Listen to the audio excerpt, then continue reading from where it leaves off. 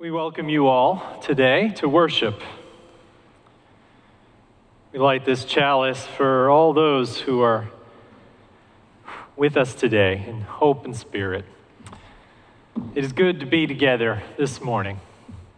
For the first time in our church history since the Great Depression, we are conducting worship in an empty sanctuary, but we know you are tuning in, and though we can't see you or hear you, we want you to know that we love you, and we are holding you in prayer and hope this morning.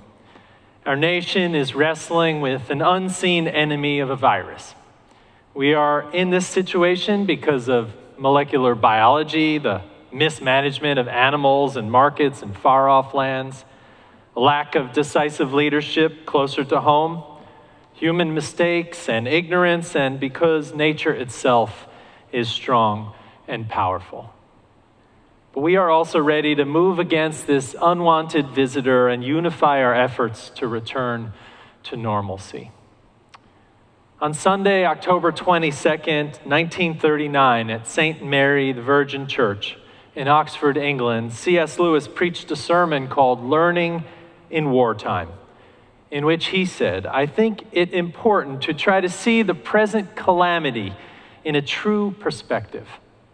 The war creates no absolutely new situation. It simply aggravates the permanent human situation so that we can no longer ignore it. Human life has always been lived on the edge of a precipice. Human culture has always had to exist under the shadow of something infinitely more important than itself." And he reminded, we are mistaken when we compare war with normal life. Life has never been normal. Even those periods which we think most tranquil turn out on closer inspection to be full of cries, alarms, difficulties, emergencies.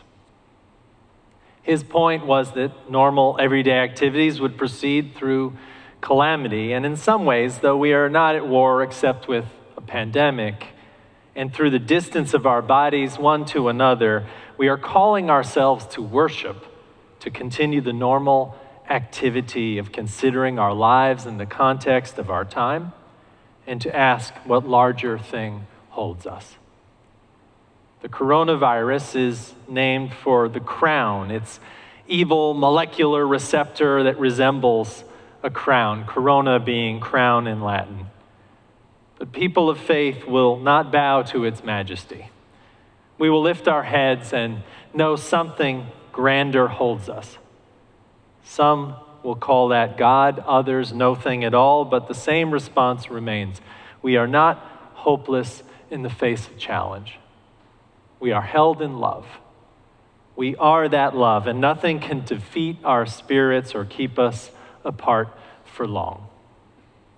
So we invite you to worship today into a moment of reflection and community, a hope in and of itself for the glory of life's triumph over challenge. In worshiping together today, we are taking our stewardship of our community seriously, and that we contain our own desires to hold off the spread of illness and disease.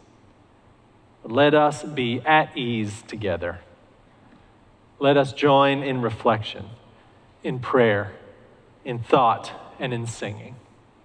So let us sing a song for our communities and our globe.